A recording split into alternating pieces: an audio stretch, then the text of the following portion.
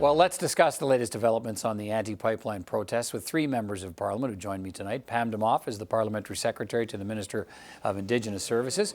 Jamie Schmale is the critic for Crown Indigenous Relations for the official opposition Conservatives. And Rachel Blaney is the whip for the NDP. Good to see you all tonight. Thanks for being here. Thanks for having us. Pam Damoff, we saw the actions of protesters escalate on the rail lines near Belleville today, beyond saying it's unsafe and unacceptable, which is what we heard from the government today. What else is your government prepared to do to try and make sure those trains can move safely? Well, it is unacceptable and it is unsafe, and we've indicated that law enforcement, police services across the country need to be enforcing injunctions, and that remains the same. And you know, these actions should not be taking place.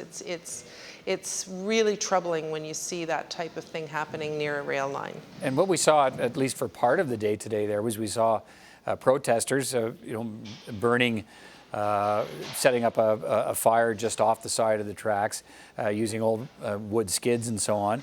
And we saw police officers on the other side of the track. And at one point there was some conversation. But are you suggesting the police need to be more aggressive in shutting these things down, or they seem to be, again, trying to find a way to talk this thing through rather than taking forceful action? I don't want to see anyone get hurt, Peter, but I also have trust in law enforcement and the police services to be able to make their own decisions on what to do and to be able to act accordingly. That's what they're trained to do. That's what they do well. I don't think anybody in any party disagrees with that our police services are some of the best in the world here in Canada. All right, Jamie Schmale, what more should the government be doing given the actions of those protesters we saw today and what seems to have been, at least for part of the day, an escalation in the tensions and the tactics?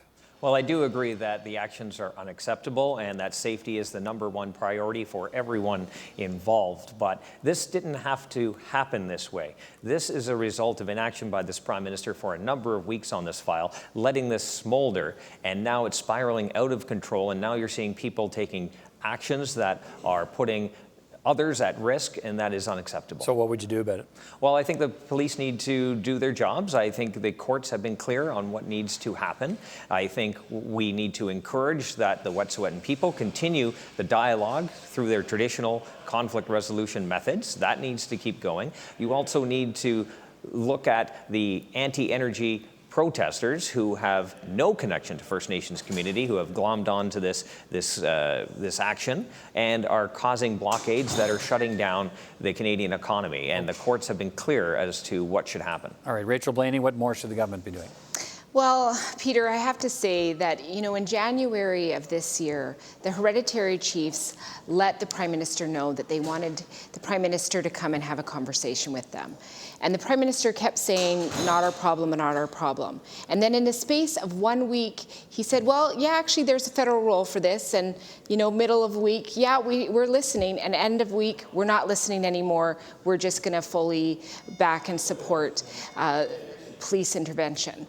So when I look at that process, it didn't leave anything open for dialogue. It certainly did not de-escalate the situation. There were many pathways that the Prime Minister repeatedly chose not to take, and it was a total lack of leadership. So now here we are with a situation that's impacting us across the nation. It's increasingly unsafe, and it's important that the Prime Minister step up and do his job and help de-escalate this. And that can be done by appointing a mediator and going to meet the hereditary chiefs. He said he wouldn't meet the chiefs.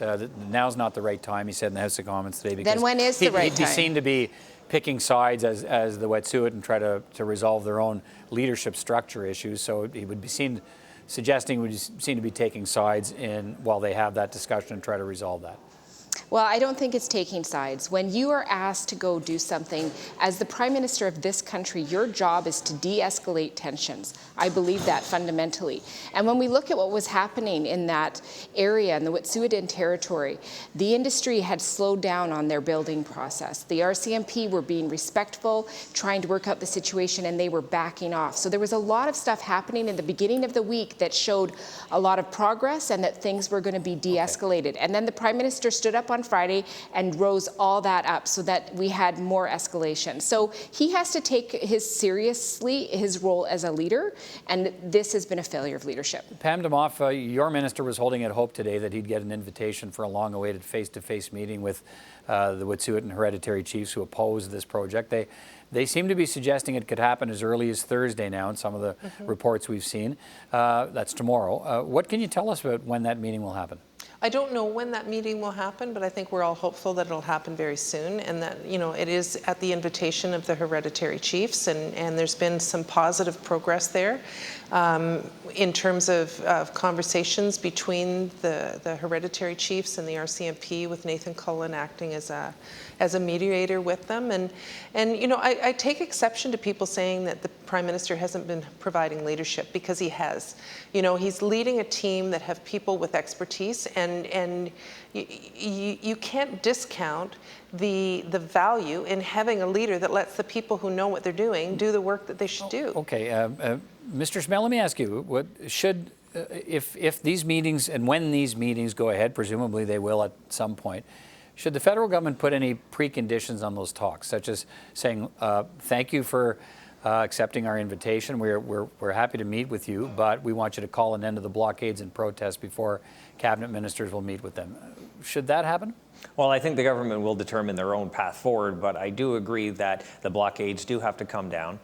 The Canadian economy needs to get back on track. We need to look after the safety of the people involved, and that all needs to happen. But again, I agree with my friend from the NDP. There has been a total lack of leadership by the Prime Minister on this file, and now we're at the point where we are now, where people are putting others at risk, and as well as the livelihoods of thousands of Canadians and millions of dollars within the Canadian economy. It might happen organically, Rachel Blaney, that if this meeting goes ahead, perhaps it will be communicated that the blockade should come down while those meetings take place. But that might be a hope, might be wishful thinking. Should the federal government insist, if we're going to have meetings, the blockades have to come down?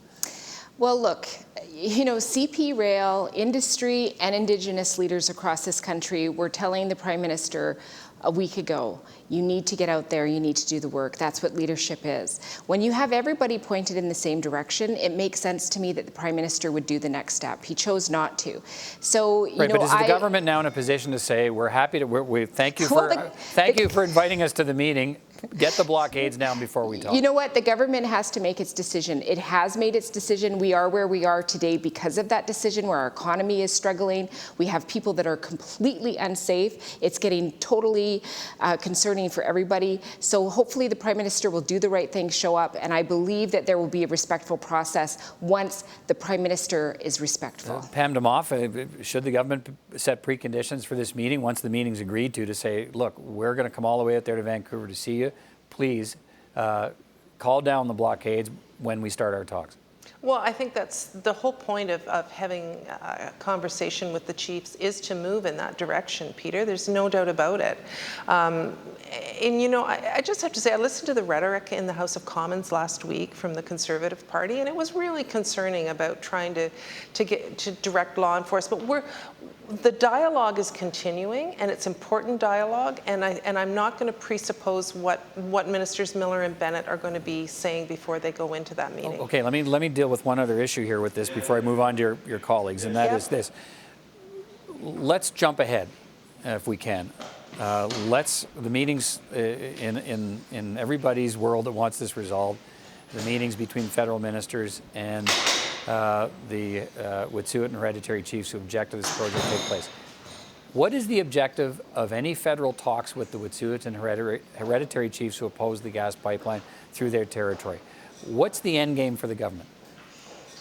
I'm not quite following what you're... Okay, if the talks take place, what does the government see as a resolution? Granting the hereditary chiefs what they want, which is not this pipeline, stop the pipeline project, or reroute it outside our territory. So, is the government prepared to do that? So on that part of it, though, Peter, that is provincial. And that's, I think, what the Prime Minister was saying at the beginning of this, that this was a dialogue that was had with the provincial government, with a corporation, in this case Coastal GasLink, and the Wet'suwet'en people. it's not for, we are trying to go in there to try and broker something to end at the impact on the economy, what could be impact on people's lives if they're starting to jump in front of moving trains. So what does the government feel it can give the Wet'suwet'en chiefs? In terms of the conversation, there's outstanding, this is the tip of the iceberg in terms of conversations between the hereditary chiefs and the elected band councils there. I know Minister Miller and Bennett are two of the best that we have in the country in terms of their relationship with Indigenous peoples, and it would be wonderful if they could go out there and try and come to some kind of conclusion with the chiefs and help them move towards a dialogue with to get this resolved. All right, Jamie Schmale, what are your thoughts on that? Because I'm trying to get it, okay, talks for what purpose? If the federal government goes out there, what concerns or questions do you have about what those conversations will be about when it comes to the future of this gas pipeline project? Well, again, obviously we want this to come to a peaceful solution. That's why we encourage traditional methods within the Wet'suwet'en people to continue, and we encourage that. But at the end of the day, we also have to talk about the Wet'suwet'en people who voted in favor of this project, the 20 out of 20 duly elected councils and chiefs who voted for the Coastal GasLink project, and the people who have a sense of opportunity when this project goes ahead, that they can lift themselves out of poverty into prosperity and start moving their community forward even quicker. Right, well, we've heard the bottom line from the hereditary chiefs who oppose this project is they want it rerouted or they want it stopped. What should the government's answer to that be? Well, there's also hereditary chiefs that support the project as is. Right, I'm talking about the ones who oppose it, and they're the ones the government's going to have initial talks with. So are you concerned at all? I mean, what do you want the federal government to say in those conversations? I guess at the end of the day, you have to decide, does a number of people have a veto or not? I think that's what you have to ask yourself. And you're focusing on the hereditary chiefs who oppose the project, but you're not, just in general in this discussion, there are also hereditary chiefs that support it.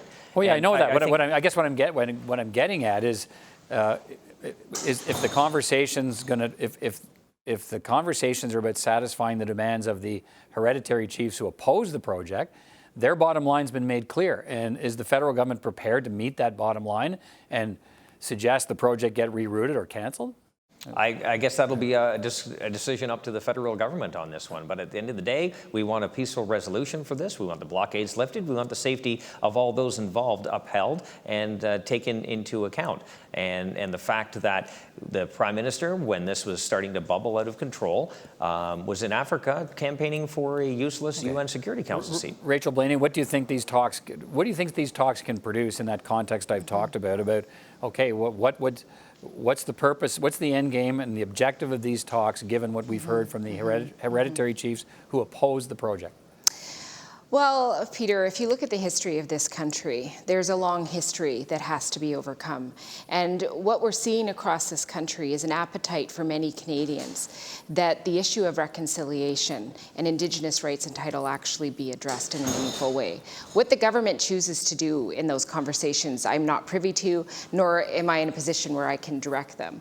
What I hope to see happen is the dialogue happen to increase more peaceful discussions. And hopefully we understand that what the process here is, it really is this nation-to-nation part that is talked about a lot, but in action is something that is a lot of hard work. And the nation of Canada needs to talk to the nation of the Wet'suwet'en. There are people on both sides. I think it's important that we honor and respect that the Wet'suwet'en people, like every community across this planet, has people who are for and against, and that process has to unfold. It is not up to us to decide how that process unfolds, but it is up to the government to respect that process and to be part of it, especially when they're called on to do so. All right, thank you all for your time tonight. It can be a complicated issue, and the next couple of days might be really important. So thank you all for your time tonight. Thanks for having us. Thank you.